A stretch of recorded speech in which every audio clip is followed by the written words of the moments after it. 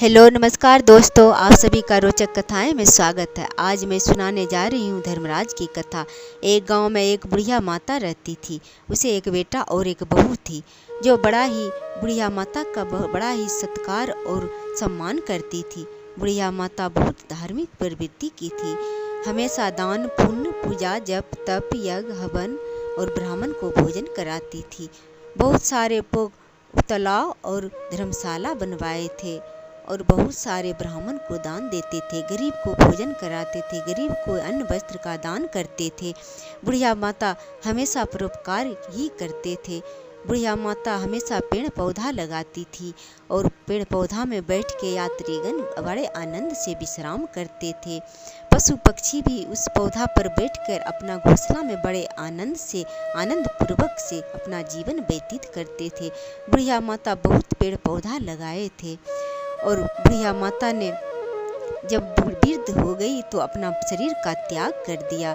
जब बुढ़िया माता ने यमदूत बुढ़िया माता को लेकर जाने लगे तो मार्ग में बुढ़िया माता को बहुत सारे कठिनाइयाँ आने लगा। जब बुढ़िया माता ने चलते चलते यमलोक में थक गई तो बुढ़िया माता ने विश्राम के लिए सोचने लगी।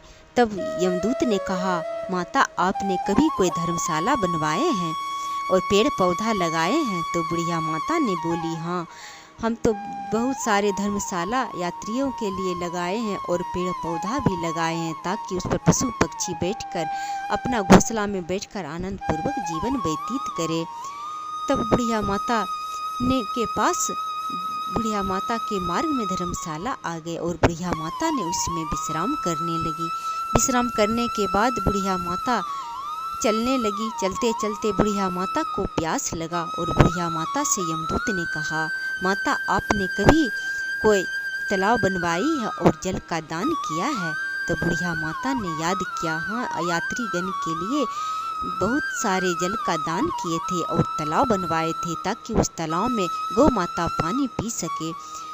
तब बुढ़िया माता के पास बहुत सुंदर पात्र में जल आ गया और जल पीकर बुढ़िया माता चलने लगी। चलते चलते बुढ़िया माता के पास बहुत सारे कुत्ते आ गए मार्ग में और कुत्ता ने देखा, ये तो पुण्य आत्मा है और हमेशा कुत्तों को रोटियां खिलाती, कभी कुत्ता को कोई पीड़ा नहीं पहुंचाई है। तब कुत्ता अपने आप मार्ग से हट गया और बुढ़िया माता वहां से जाने लगी। फिर चलते चलते बुढ़िया माता ने देखी बहुत सारे पशु पक्षी और कौवे आए। बहुत सारे पक्षी था जिसका बड़का बड़का चोंच था, बहुत बड़ा बड़ा चोंच था, नुकीला चोंच था। और बुढ़िया माता ने बोली, मैं तो हमेशा पशु पक्षी को दाना डालती थी और जल डालती थी ताकि दाना खाकर वे पशु पक्षी जल पी सके। फिर बुढ़िया माता के मार्ग से सारे पक्षी चला गया और बुढ़िया माता वहाँ से आनंद पूर्वक जाने लगी। चलते चलते बुढ़िया माता के मार्ग में कांटा, बहुत बड़ा बड़ा कांटा मिला। तभी बुढ़िया माता ने बोली, मैं तो कभी किसी के राह में कांटा नहीं बिखेरे थे, फिर मेरे मार्ग में कांटा कैसे आ गया? तभी इतना सोची और याद किया। तब बुढ़िया माता के मार्ग से वे कांटा सब हट गया और बुढ़िया माता बड़े आनंद से वहाँ से चलने लगी। फिर चलते चलते बुढ़िया माता ने देखी बहुत सारा जानवर कटा हुआ था और उसका रक्त बिखरा हुआ था और सभी पापी आत्मा को यमदूत ने लेकर जा रहा था और सभी आत्मा को नंगे पांव और पूरा नंगा बिना वस्त्र के ही वही राह से लेकर जा रहा था। और जब वो पापी आत्मा नहीं जा रहे थे तब यमदूत ने उसे कोड़ा से मार मार कर लेकर जा रहा था, क्योंकि वह पापी आत्मा सभी जीव जंतु को काट कर खाया था, मारा था, इसीलिए उस पापी के राह में कटा हुआ जानवर पड़ा हुआ था और उसी मार्ग से उसे ले जा रहा था। तब बुढ़िया माता ने बोली, मैं तो कभी कोई जीव जंतु को कष्ट नहीं पहुंचाया है और ना ही तो किसी पशु को मार कर खाया है, फिर मेरे मार्ग में ये कैसे आया? इतना कहते ही बुढ़िया माता के मार्ग से वे सारे जीव जंतु हट गए और बुढ़िया माता के राह साफ हो गया और बुढ़िया माता बड़े आनंद से जाने लगी। फिर चलते चलते बुढ़िया माता के राह में 16 सूरज के ताप से तपन हो रहा था और बुढ़िया माता को असहनीय ताप हो रहा था, गर्मी हो रहा था। तो बुढ़िया माता ने बोली, मैं तो खड़ों का दान किया है, ब्राह्मण को जूता चप्पल का दान किया, गरीब को चप्पल का दान किया है, तो मेरे राह में ये इतना मेरा पैर क्यों जल रहा है। तो बुढ़िया माता के पैर में खड़ाऊ आ गया और बुढ़िया माता ने बोली, मैं तो छाता का दान किया है। तो बुढ़िया माता के सर पर छाया होने लगा और सूरज का अपना ताप थोड़ा कम कर लिया, जिससे बुढ़िया माता बड़ा सुगमता से बैतरणी नदी के किनारे पहुंच गई। जब बुढ़िया माता ने बैतरणी नदी को पहुंच गई तो बुढ़िया माता ने देखी बैतरणी नदी में बहुत सारा गंदगी पड़ा है, खून है, पीऊ है और बहुत जीव जंतु आत्मा को कष्ट दे रहे हैं, आत्मा को काट रहे हैं। बहुत सारा विषैला सांप और जीव जंतु, उसमें खतरनाक जीव जंतु है जिसे आत्मा को काट रहे हैं और आत्मा चीख चिल्ला रहा है। जो पापी मनुष्य सब जीव जंतु को तड़पा तड़पा कर मारता था और बहुत सी जीव जंतु को कष्ट पहुंचाया था, उसी जीव जंतु, वही पापी आत्मा को उस जीव जंतु ने कष्ट पहुंचा रहा था और काट रहा था। तब वो आत्मा चीख और चिल्ला रहा था। तब बुढ़िया माता ने बोली, मैं तो गौ का दान किया है। तो बुढ़िया माता के पास गौ आ गया और बुढ़िया माता ने उस गौ के पूंछ पकड़कर बड़ी सुगमता से वो बैतरणी नदी को पार कर गई।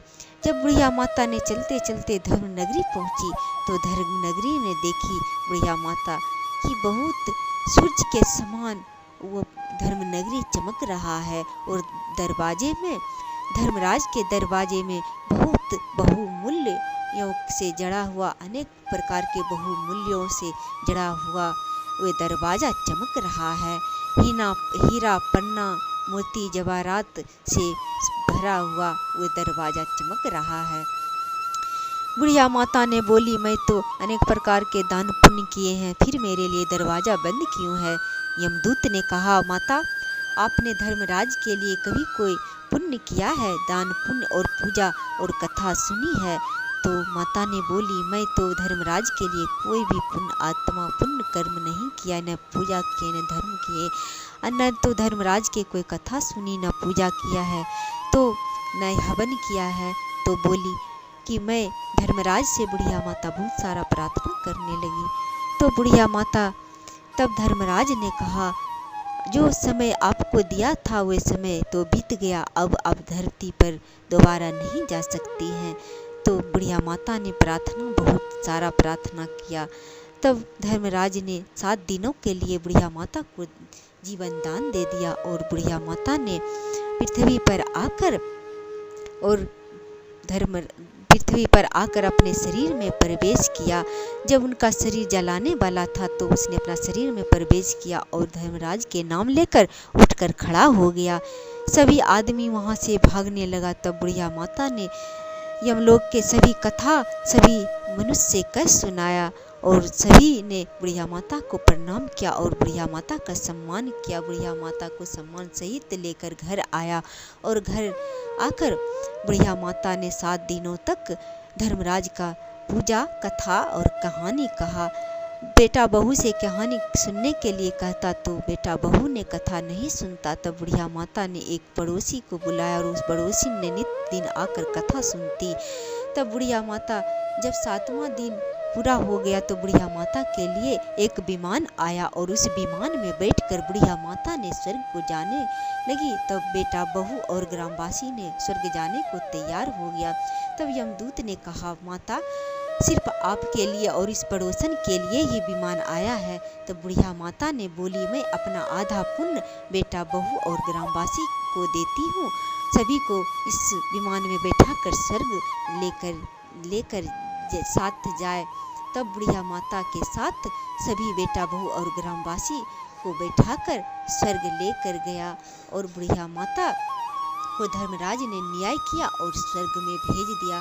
स्वर्ग में जाकर बुढ़िया माता ने आनंद पूर्वक रहने लगी। कहानी समाप्त हुआ। मेरा कथा अच्छा लगा हो तो कमेंट बॉक्स में ज़रूर लिखें। जय धर्मराज की जय हो। जय श्री हरि।